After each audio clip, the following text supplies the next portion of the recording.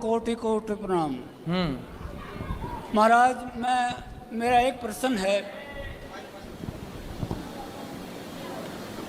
मेरा 26 साल का लड़का 2.5 साल पहले भगवान का प्यारा हो गया। उसके बाद हम अपने आप को संभाल नहीं पा रहे हैं, और पहले तो प्रश्न ये है कि क्या करें हम। कितने बेटे फिर हैं आपके? एक बेटा था, एक बेटी मेरे साथ आई है, जमाई भी साथ आए हैं, देवता भी साथ आए हैं, पत्नी भी साथ आई है। भगवान की कृपा से, आपकी कृपा से हमने जीवन में कोई गलत काम नहीं किया, और कहीं भी किसी प्रकार का गलत नहीं है। और के लिए 25 के जीवन बेटा बेटा बताओ, ये मेरे साथ रह सकते हैं? जरूरत है होता ना, लेकिन मैं ईश्वर की ओर से बोल रहा हूं कि इसमें ईश्वर का कोई दोष नहीं। वो 100 बेटे पाके भी ये दुख बड़ा है, बहुत बड़ी पीड़ा है ये। वो भगवान के लिए रोएं। ये जीवन बेटा बेटी को पाने नहीं मिला, आपका जीवन भगवान को पाने के लिए मिला है। इसलिए बची हुई श्वासें भगवान के नाम समर्पित कर दो, बचा हुआ जीवन भगवान को दे दो। बेटा आपके आशीर्वाद अब जो है करता हूं मैं, जो संसार में आपको दिखे सबको अपने बेटे के भाव से देखो। सब आपके बेटे हैं, सब आपकी बेटियां हैं। मेरी बेटी बात करना। राधे राधे गुरुजी। मेरे मम्मी पापा को थोड़ा समझाओ, ये सारा दिन उसके नाम से रोते रहते हैं। मैं यूँ कहती हूँ, मैं हूँ, मैं सब करूँगी तुम्हारे लिए, लेकिन मैं कैसे समझाऊँ, मैं कैसे ये दुख बड़ा है, बहुत बड़ी पीड़ा है ये।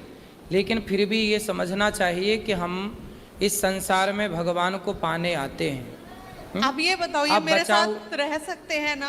ये बिल्कुल रह सकते हैं। ये कहते नहीं हम नहीं रहेंगे, अपने घर में अलग रहते हैं और अकेले रोते रहते हैं सारा दिन। मुझे भी अलग में रहूं, मुझे भी चिंता रहती है उसकी। इनको समझाओ, ये मेरे साथ बात कराओ। रोने से क्या वापस आ जाएगा बेटा? नहीं महाराज, ऐसे तो नहीं। भगवान के कहाँ से बेटा आपको किसने दिया था? भगवान ने दिया था। तो कहाँ चला गया? भगवान के पास ही चला गया। भगवान के पास चला गया। हम भी भगवान के घर से आए हैं, हम भी एक दिन भगवान के पास जाएंगे। आप भी भगवान के घर से आए हैं, आप भी भगवान के पास जाएंगे। एक आदमी ऐसा बताओ, इस संसार में एक का नाम बताओ जिसके परिवार में, जिसके घर में कभी कोई मरा ना हो। कोई नहीं है। फिर ये मृत्यु लोक है, कोई पहले कोई बाद में, जाना तो सबको ही है। इसलिए मेरे तो गिरधर गोपाल दूसरो ना कोई। जितने आंसू बेटे के लिए आपने बहाए, इतने आंसू कभी भगवान के लिए बहाए हैं कि प्रभु कब दर्शन दोगे, कब मिलोगे? मेरी इच्छा वो तो मिल गए। मेरी इच्छा तो ये है उसके प्रति आंसू बहाए। यदि भगवान आपको मिल गए तो फिर किस बेटे की क्या जरूरत है? भगवान मिल गए तो सब मिल गए। भगवान नहीं मिले तो 4 बेटे भी मिल जाएं और 10 बेटे भी मिल जाएं तो सबको पाके आज समाज में वो लोग भी तो हैं जिनके 4-4 बेटे हैं, पर 4 बेटे पाके भी क्या पाया? ईश्वर को जिसने नहीं पाया वो 100 बेटे पाके भी क्या पाया? इसलिए ये मानव जीवन तब सफल होता है जब इस शरीर से भगवान की प्राप्ति हो जाए, जब ये मन भगवान में लग जाए। राधे राधे गुरुजी। मैं ये बोल रही हूँ, भगवान को जब रखना ही नहीं था बेटा तो देना ही नहीं था। एक बेटी थी, ठीक थी। हाँ। ऐसा दुख 26 साल तक मैंने बाड़ा बोसा।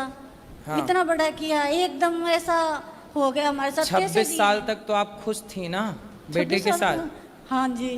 तो यदि आपके बेटा ना होता ना तो भी आप ये अभी कह रही हो कि बेटी से ही हम खुश थे, पर बेटी से कैसे खुश थे आप? आपको इच्छा थी कि एक बेटा और हो जाए, एक बेटा और चाहिए, तो ईश्वर ने दे दिया। आप क्यों झूठ बोल रही हो कि हमें तो बेटा क्यों दिया भगवान? आपने तो मांगा था बेटा। मांगा था, लेकिन थोड़ा सुख तो और देखते, थोड़ी और जिंदगी उम्र नहीं, दे देते। जितना दिया क्या उसका कभी आपने धन्यवाद? जब बेटा था तब क्या ईश्वर का धन्यवाद दिया था कि हे भगवान तूने इतना कुछ दिया, इसका धन्यवाद? जितनी शिकायतें आज हैं ईश्वर से क्या इतना धन्यवाद तब था जब बेटा था? हमारी विडंबना तो देखो कि हम जब सब होता है तो ईश्वर का एक बार भी थैंक यू नहीं बोलते, धन्यवाद नहीं देते, और जब नहीं होता तो शिकायत करने के लिए खड़े हो जाते हैं।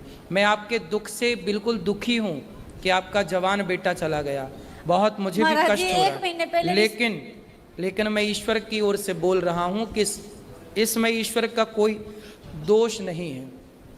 हानि लाभ जीवन मरण ये ईश्वर के हाथ में तो है, लेकिन व्यक्ति अपने कर्म से, अच्छे बुरे कर्म के कारण इस धरती पे आता है और अपने कर्मों का भाग भोग करके इस धरती से चला जाता है। महाराज जी, हम इतने पूजा पाठ करते हैं, मेरे बच्चे भी दोनों बहुत पूजा पाठ करते हैं, ये जवाई हैं, दोहिता दोहिती हैं, सब पूजा पाठ में आप लगे करते रहते हैं मेरी माँ, भगवान इसलिए की- तो तुम्हारे भाग्य में बेटा था ही नहीं, तुम्हारी किस्मत में पुत्र सुख था ही नहीं।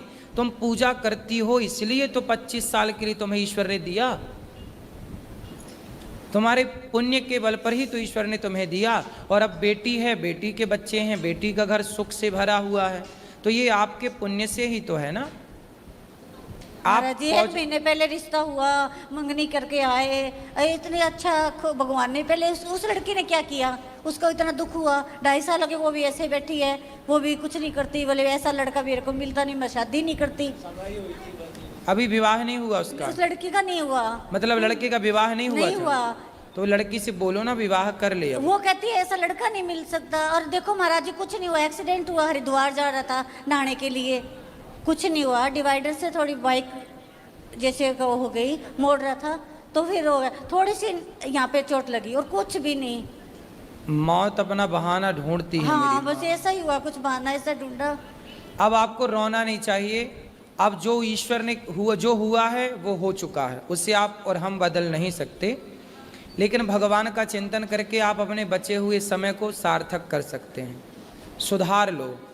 ये जीवन जो आपको मिला है ना मेरी माँ, मानव शरीर बार बार ना मिलेगा।